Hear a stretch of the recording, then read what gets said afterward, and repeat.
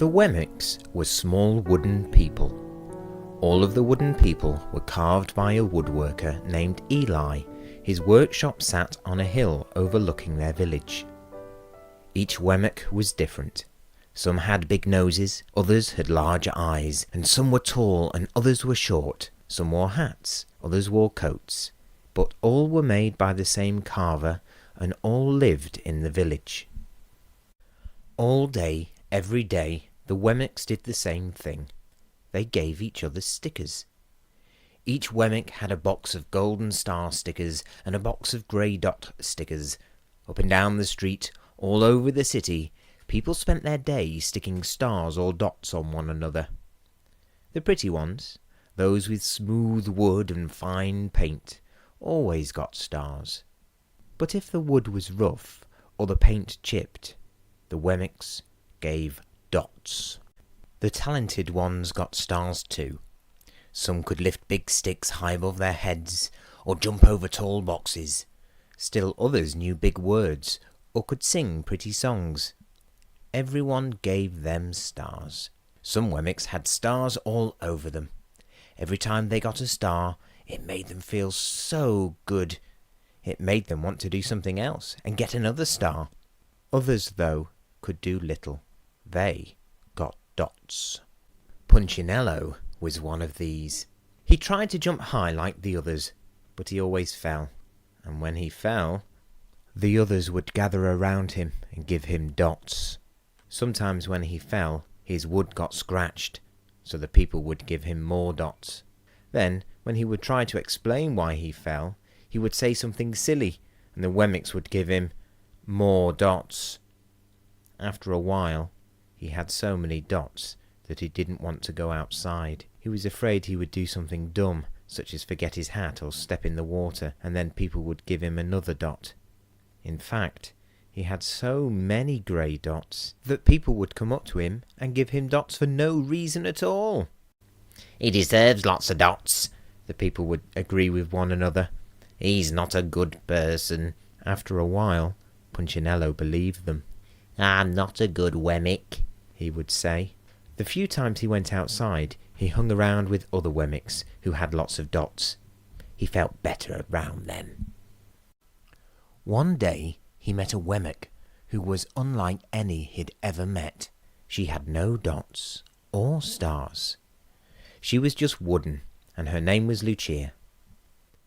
It wasn't that people didn't try to give her stickers, it's just that the stickers didn't stick.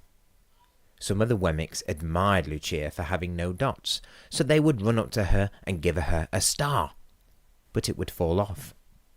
Others would look down on her for having no stars, so they would give her a dot, but it wouldn't stay either. "That's the way I want to be," thought Punchinello. "I don't want anyone's marks." So he asked the stickerless Wemmick how she did it. "It's easy," Lucia replied. "Every day I go and see Eli." "Eli?" "Yes, Eli, the wood carver. I sit in the workshop with him." "Why?" "Why don't you find out yourself? Go up the hill. He's there." And with that, the Wemmick who had no stickers turned and skipped away. "But will you want to see me?" Punchinello cried out.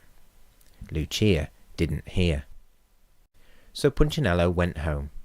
He sat near a window and watched the wooden people as they scurried around, giving each other stars and dots. "It's not right," he muttered to himself, and he decided to go and see Eli. He walked up the narrow path to the top of the hill and stepped into the big shop. His wooden eyes widened at the size of everything. The stool was as tall as he was.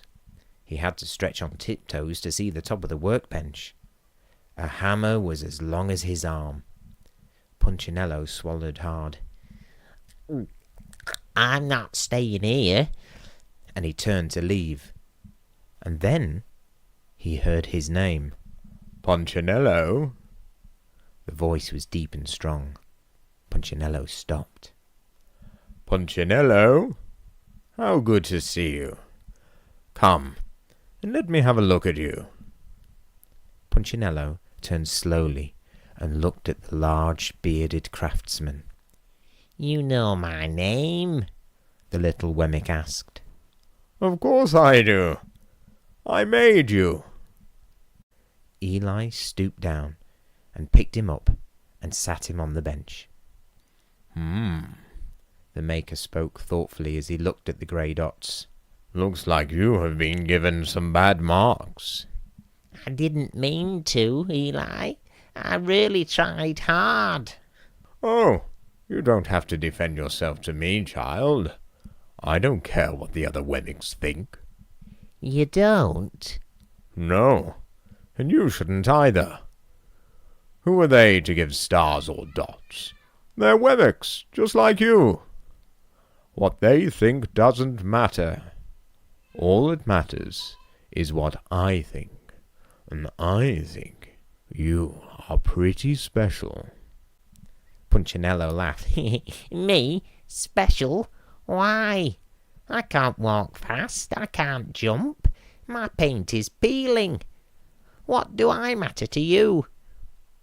Eli looked at Punchinello, put his hands on those small wooden shoulders, and spoke very slowly. "Because you're mine. That's why you matter to me." Punchinello had never had anyone look at him like this, much less his Maker. He didn't know what to say.